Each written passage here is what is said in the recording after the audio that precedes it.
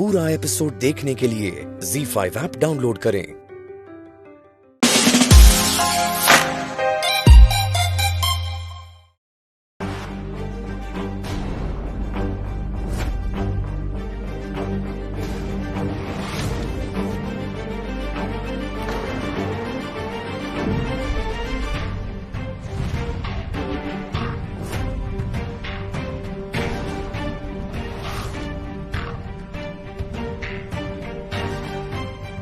मुबारक हो माँ, आपके इंजेक्शंस का असर दिखने लगा है। इस बुड्ढे का फर्स्ट फ्लोर तो खाली हो गया है।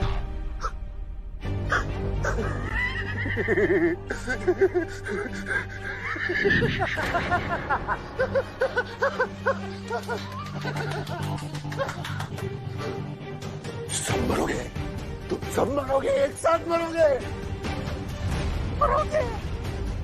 हाँ हाँ मरेंगे तो सब, लेकिन आज नहीं। ऐसे दुश्मन को मारने का क्या फायदा जब उसे अपना गुनाह ही याद ना हो। देवराज, हमें लगता है महाराज जी की हालत काफी नाजुक है। इन्हें कोई अच्छे साइकियाट्रिस्ट को दिखाना चाहिए।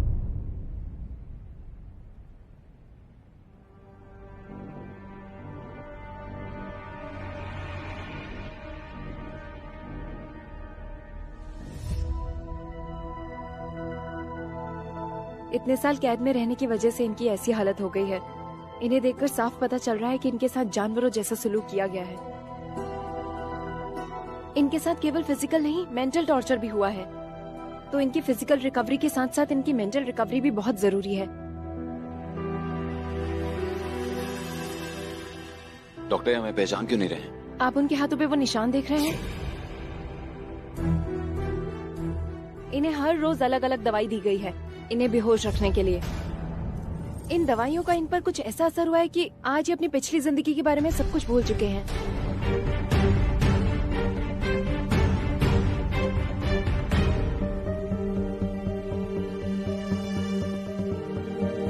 डॉक्टर, ये ठीक तो हो जाएंगे ना? देखिए, उम्मीद बहुत कम है। देखिए, ऐसे केस में केवल 10% चांस होता है कि पेशेंट पहले जैसा हो जाए। मैं तो आपको यही सलाह दूंगी कि आप इन्हें किसी अच्छी मेंटल फैसिलिटी में एडमिट करा दीजिए, क्योंकि ये मेंटल तौर पर बिल्कुल भी स्टेबल नहीं है। ये बीच बीच में अग्रेसिव हो सकते हैं, वायलेंट हो सकते हैं और हाँ, अपने आसपास के लोगों के लिए खतरा भी बन सकते हैं। आप क्या कह रही हैं डॉक्टर?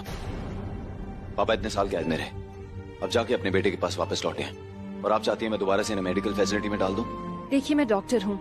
मेरी दी हुई दवा और सलाह कड़वी जरूर हो सकती है, लेकिन हाँ, जरूरी भी होती है। लेकिन आपको भी ये समझने की जरूरत है, जिसके बारे में आप बात कर रही हैं वो अंबिकापुर के राजा हैं और ये अपनी जिंदगी ठीक वैसे ही जिएंगे जैसे एक राजा को जीनी चाहिए।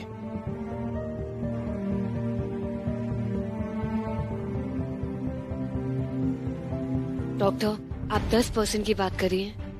अगर हमारे पास 1% चांस भी होता ना, हम तब भी उम्मीद नहीं छोड़ते। अब से पापा को ठीक करने की जिम्मेदारी हमारी। हम पापा को पूरी तरीके से ठीक करके रहेंगे, उन्हें इतना प्यार देंगे, उनकी इतनी सेवा करेंगे कि वो अपनी दुख और तकलीफ भरी अंधेरी दुनिया से हमारे इस प्यार और खुशियों की दुनिया में आने के लिए मजबूर हो जाएं।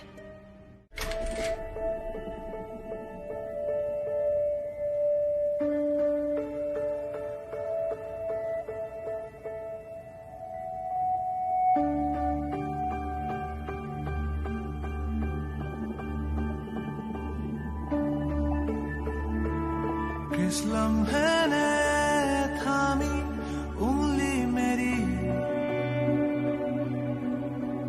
फुसला के मुझको ले चला, नंगे पाँव दौड़ी आंखें मेरी, ख्वाबों की सारी बस्तियां, हर दूरियां हर फासले करीब हैं। इस उम्र की भी शख्सियत अजीब है।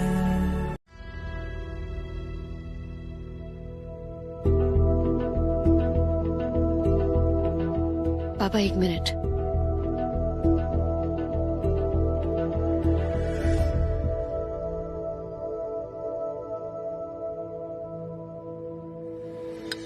पापा,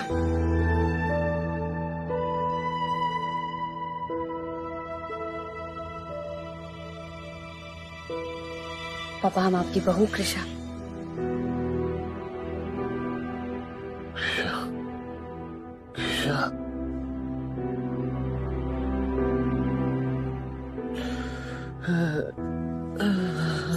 पापा, आपकी नींद को बुलाने का एक उपाय है हमारे पास।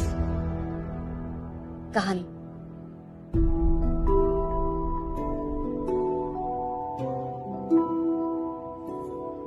ये कहानी है अंबिकापुर के राजा वीरेंद्र सिंह राठौड़ की, जिसकी एक बहुत खूबसूरत सी रानी थी और 2 छोटे छोटे बच्चे।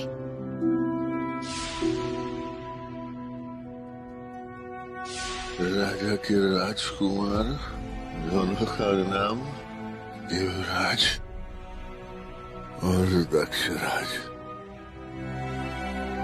इन्हें धीरे धीरे सब याद आ रहा है।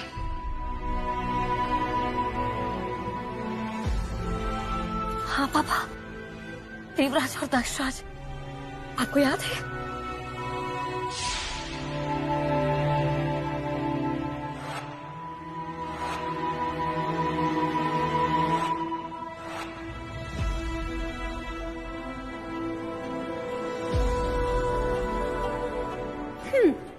लाओ मेरा गिफ्ट। राजा का एक छोटा भाई था गजवर्धन, और एक छोटी बहन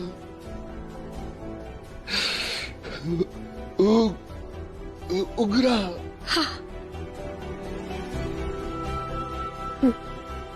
पापा, आप प्लीज ज्यादा प्रेशर मत लीजिए, आराम कीजिए। देवराज सर के आते ही हमें उन्हें ये खुशखबरी देनी होगी। कितने खुश हो जाएंगे वो ये सुन के। पापा की याददाश्त पूरी तरीके से गई नहीं है, हमें बस उन्हें ये चीजें याद दिलानी है। कोई तरीका ढूंढना पड़ेगा हमें। ये है, ये पैदा है, ये एक कदम चलता है, सीधा चलता है, सबसे आगे हमारी सेना की तरह। ये हाथी है, हाथी ऐसे भी चलता है, ऐसे भी चलता है, सबको बचाता है, सबको बचाता है। ये घोड़ा, तेजी का बादशाह,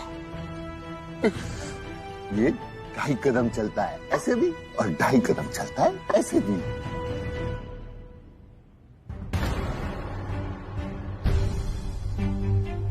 ये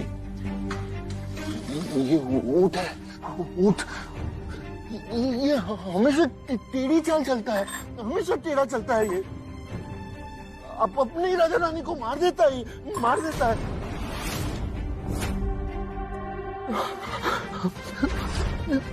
हमारे ऊंट ने भी हमारे साथ ऐसा ही किया था।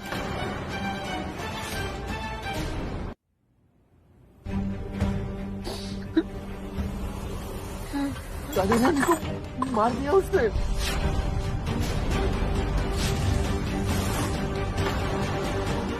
राजा बच गया, लेकिन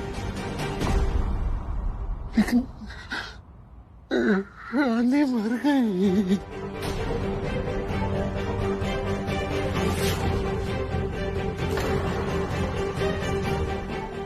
रानी मर गई।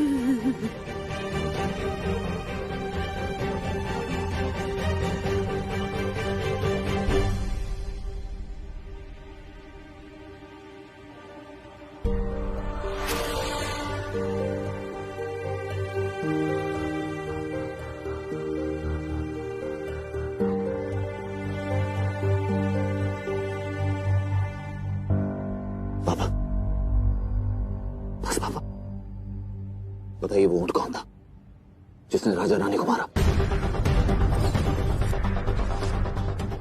पापा, बस इशारा करके बता दीजिए कि कौन था जिसने इतने सालों तक आपको अपने बेटे से दूर रखा।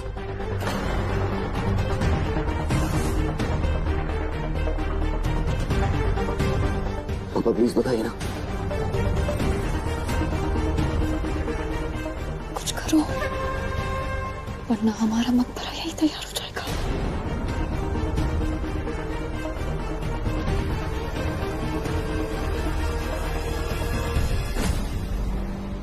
हो तुम? वो एक बुरा वक्त था जो बीत चुका है, और बुरे वक्त के बारे में सोच के ना इंसान को सिर्फ और सिर्फ दुखी होता है।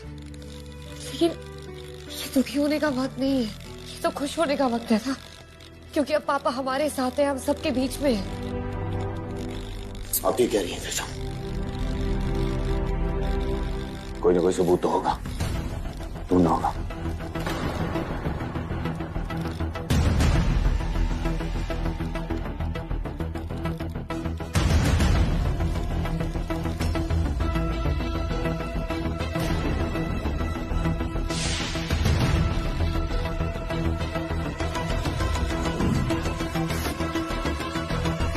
कृष्णा, ये देखिए, ये बाल किसी आदमी का तो नहीं लगता।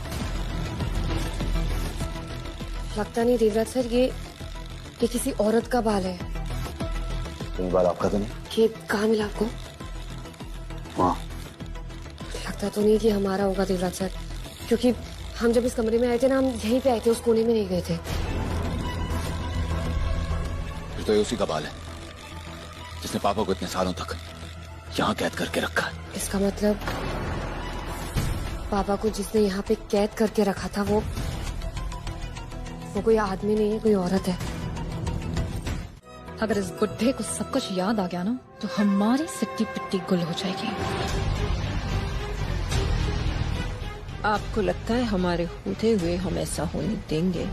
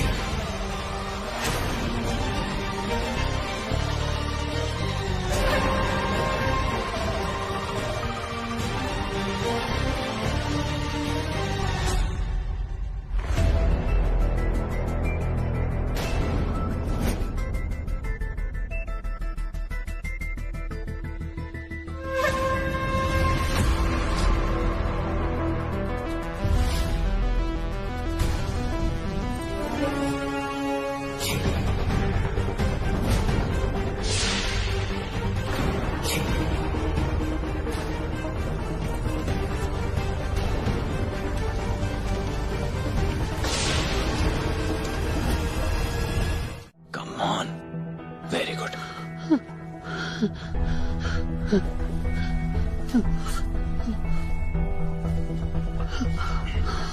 पापा, अब थोड़ी देर आराम कीजिए, मैं ऑफिस जा रहा हूँ, मैं आपसे बाद में मिलता हूँ।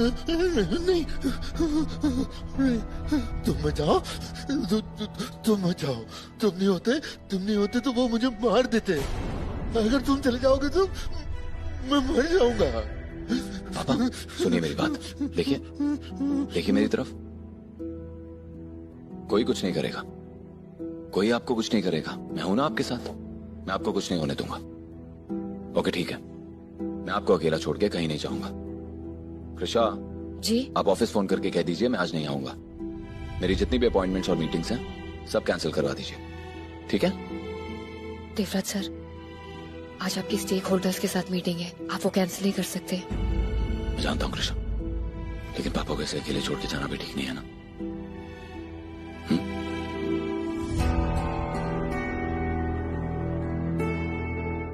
कीजिए ना, वैसे भी आप होते ना तभी हमें ये सब कुछ करने मिलता है, वरना देवराज सर ना हमें मजे नहीं करने देते। कीजिए।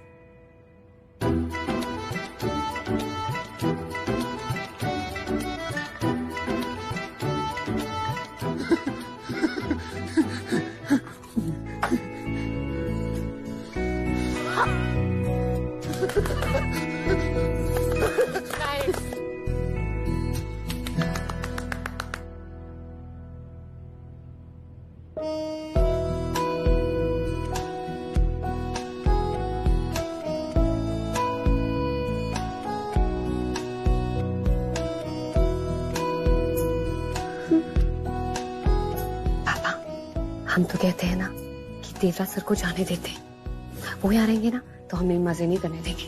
वो चले जाएंगे ना, बहुत ज्यादा मजे करेंगे।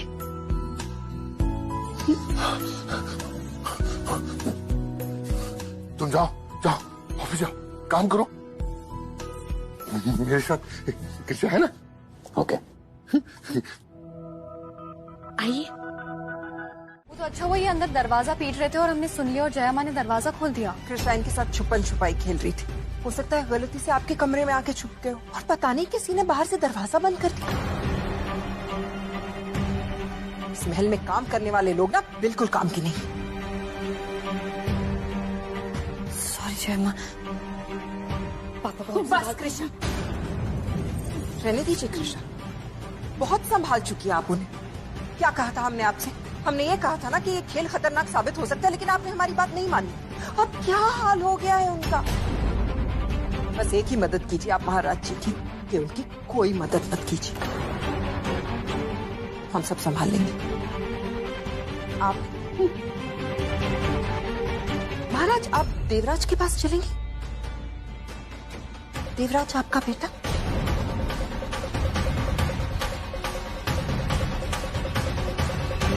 आइए हमारे साथ।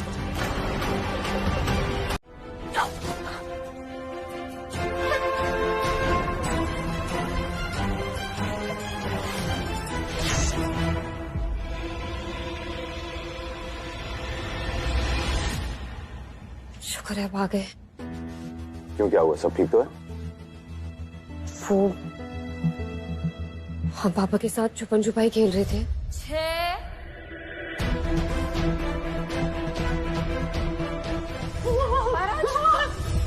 फिर हम बस ये उग्रा बुआ और मीनाक्षी काकी के सैंपल्स ढूंढने में लग गए, उसमें हमारा ध्यान भटक गया। और कृष्णा, डोंट वरी, वो जल्दी ठीक हो जाएंगे और जल्दी उन्हें पता चल जाएगा आप उनके लिए क्या क्या कर रही हैं, उन्हें साफ दिलाने के लिए कितनी मेहनत कर रही हैं, और फिर वो आपको अपनी बेटी की तरह प्यार करेंगे।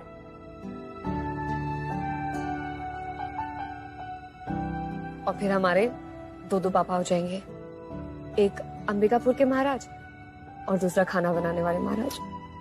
कम ऑन कृष्णा, चलिए पापा के पास चलते हैं। हम उनके लिए कुछ पसंद का बना के लेके आते हैं, तब तक आप उनसे मिलिए। ओके।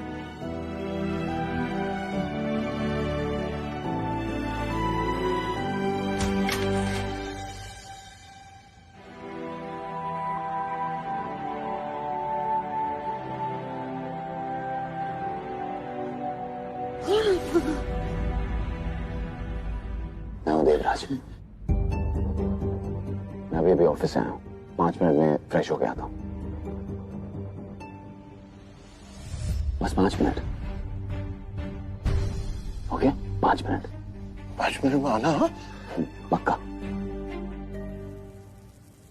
बहुत अच्छी खुशबू आ रही है। पापा ना ये कड़ी चावल खा के ना बहुत खुश हो जाएंगे। बहुत खुश। जी जामा।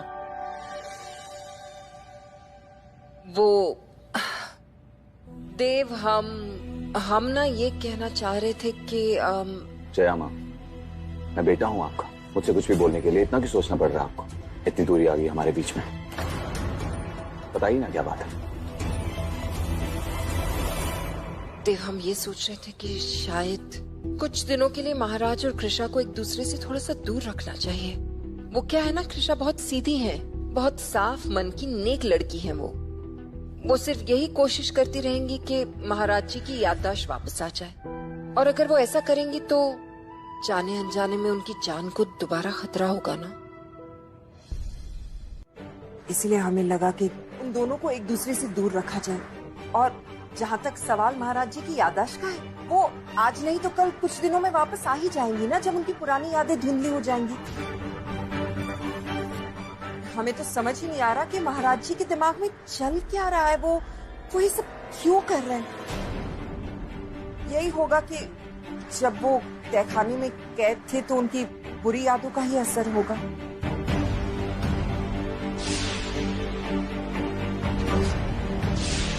अब चिंता मत कीजिए जामा, इस सबके पीछे जो कोई भी है ना, मैं उसे ढूंढ निकालूंगा।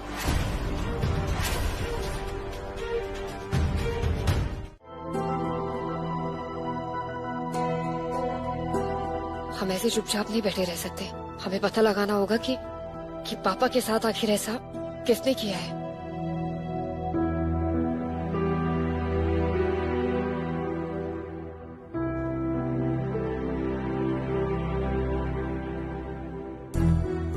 हेलो जी, हम राजकुमारी कृष्णा बोल रहे हैं। वो हमें कुछ सैंपल्स के डीएनए टेस्ट करवाने थे। आप किसी को राजमहल भेज सकते हैं सैंपल्स कलेक्ट करवाने के लिए? जी राजकुमारी जी, मैं अभी किसी को भेज देता हूँ। हमें सैंपल कलेक्ट करना है या आपने कलेक्ट करके स्टोर किया हुआ है? नहीं, सैंपल्स ऑलरेडी कलेक्ट करके रखे हैं। राजकुमारी जी, टेस्ट के रिजल्ट में कुछ गड़बड़ ना हो उसके लिए सैंपल का अच्छे से स्टोर किया जाना बहुत जरूरी है। आप सैंपल को एक बॉक्स में रख दीजिए और ध्यान रखिए कि उस पर सूरज की रोशनी ना पड़े। ठीक है, ओके, थैंक यू। कृष्णा, आपको आराम करने को था और आप अभी तक? वो देवराज सर, जो सैंपल्स हमने कलेक्ट करे हैं ना, हमने लैब में कॉल किया था सैंपल्स कलेक्ट करने के लिए, वो किसी को भेज रहे हैं। तो वो सैंपल्स हम अच्छे से रखने जा रहे हैं। बस वो मेरे होते हो आपको टेंशन लेने की कोई जरूरत नहीं है। ओके? अच्छा ठीक है। वो साइड टेबल में उग्रा बुआ और मीनाक्षी काकी के सैंपल्स रखे हुए हैं। मैं चेक कर लेता हूँ।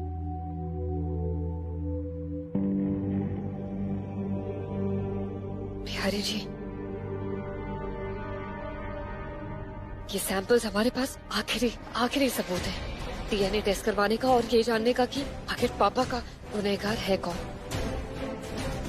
प्लीज कुछ गलत मत होने देना। बेचारे महाराज जी तो बस ये कहते ही रह गए कि बहू ने हम पे हमला किया है, बहू ने हम पे हमला किया है। लेकिन देवराज उनकी बात सुनने वाले थे क्या? बस बेटे ने एक नहीं सुनी, बहू के पल्लू से बंद कर रह गया वो। लेकिन देवराज ने कृष्णा से एक बार तो पूछा ही होगा ना कि वो कहाँ थी। क्या पूछना था? उल्टा वो ये कह रहे थे कि कृष्णा उन्हीं के साथ थी। हमने तो इन्हें पहले भी समझाया था कि ये सब कृष्णा की चाल है। वो तो बस दिखावा कर रही है ताकि देवराज को वो पूरी तरह से अपने वश में कर सके और देवराज उन पे बिल्कुल भी शक ना करे। लेकिन नहीं, आप देखना, कृष्णा इन्हें मार भी देंगी और बच भी जाएंगी। ओ वामिका, हम उन्हें ऐसा करने नहीं दे सकते। ये तो हमारे महाराज है ना, हमें इन्हें बचाना चाहिए। एक तरीका है जिससे महाराज जी बच सकते हैं। कुछ ही देर में देवराज को ये समझ आ जाएगा कि इस महल में बस एक ही जगह है जहां आप सेफ फील करते हैं। वो बस यहाँ आते ही होंगे। कृष्णा से अपने आप को बचाने के लिए आपको क्या कहना है, याद है ना महाराज? वैसे ही कहिएगा। देव, हम आपको ही फोन लगा रहे थे, लेकिन पापा, शुक्र है भगवान का देव कि महाराज जी को कुछ हुआ नहीं। हम तो इतने परेशान हो गए थे कि बता नहीं सकते। पापा, आप मुझे छोड़कर दोबारा यहाँ पर क्यों आए? आपने मुझसे वादा किया था ना कि आप मुझे छोड़कर कहीं नहीं जाएंगे, तो फिर आप यहाँ क्यों आए? पापा बोलिए। पापा वापस चलिए ना अपने कमरे में। हमें तो लगा था कि हम लोग दोस्त हैं और अब हमसे ही दूर जाना चाहते हैं, अपने बेटे से दूर जाना चाहते हैं। पापा चलिए। ठीक है, मैं वापस चलूंगा, लेकिन मेरी एक शर्त है। पापा आप जो बोले। पक्का? पक्का।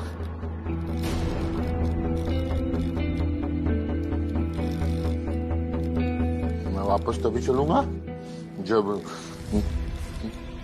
ये महल में नहीं रहेगी।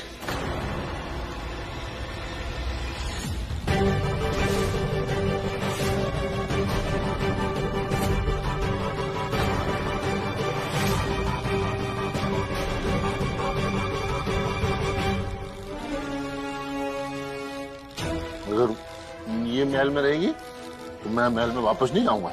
या तो महल में ये रहेगी या मैं रहूंगा।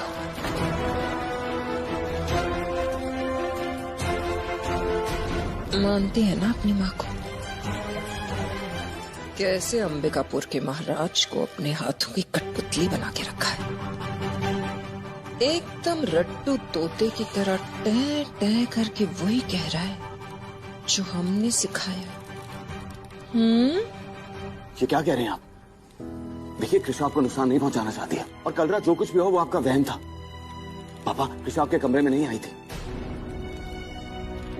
देखिए, अगर फिर भी आपको ऐसा लगता है कि कृषा के आसपास होने से आपको प्रॉब्लम है तो मैं आपसे वादा करता हूँ, मैं इन्हें आपके नजदीक नहीं आने दूंगा। I promise. तो फिर मैं यही ठीक हूँ, या कम से कम कोई मुझे मारना तो नहीं आएगा। पापा जितना आपका घर है ना, उतना ही कृष्णा का भी है। मैं यहाँ से जाने के लिए नहीं कह सकता हूँ, और फिर यहाँ से जाएंगी कहाँ? ऐसे तो तुम अपने खाने पीने को लेकर बहुत ही पर्टिकुलर हो वामिका। शाही लोगों की तरह बिहेव करो, उनकी तरह खाओ, और यहाँ देखो बस गपागप खाए जा रही हो। वैसे बताओ, ये केक किस खुशी में खा रही हो? पता है, इस बार हमें ये लग रहा था कि देव और कृषा को अलग करना ऑलमोस्ट नामुमकिन है, लेकिन हम तो भूल ही गए थे। नामुमकिन को मुमकिन बनाना, यही तो हमारा असली टैलेंट है। दाद देनी पड़ेगी तुम्हारे दिमाग की भी माँ। मतलब शैतान भी तुम्हारी शातिर खोपड़ी के सामने शर्मा जाए। बाप को ही दोनों लैला मजनू के बीच में कबाब में हड्डी बना दिया तुमने। हाँ, अब देवराज अपने बाप का साथ दे तो बुरा पति, और अगर अपनी बीवी का साथ दे तो बुरा बेटा। काफी मजा आने वाला है वैसे देखा जाए तो। और अब देखने वाली बात ये है कि कृषा कब तक उस तहखाने में रहती है। एक ना एक दिन तो उसे बाहर निकलना ही होगा, और तब मुझसे ज्यादा खुशी और किसी को भी नहीं होगी। एक और इंसान है जो आपसे भी ज्यादा खुश होगा। हम।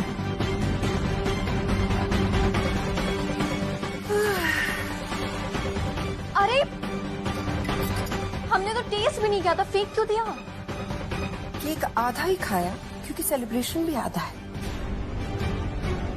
सेलिब्रेशन तो पूरा उस दिन होगा जब ये पूरी की पूरी जायदाद आपके और हमारे नाम हो जाएगी, और तब ये दोनों बाप बेटा हमारी आंखों के सामने मरेंगे। वामिका, अब ना हमसे इंतजार नहीं होता। अब वक्त आ गया है हमारे बदले को अंजाम देने। ZEE5 ऐप डाउनलोड करें और देखें सारे एपिसोड्स बिल्कुल फ्री।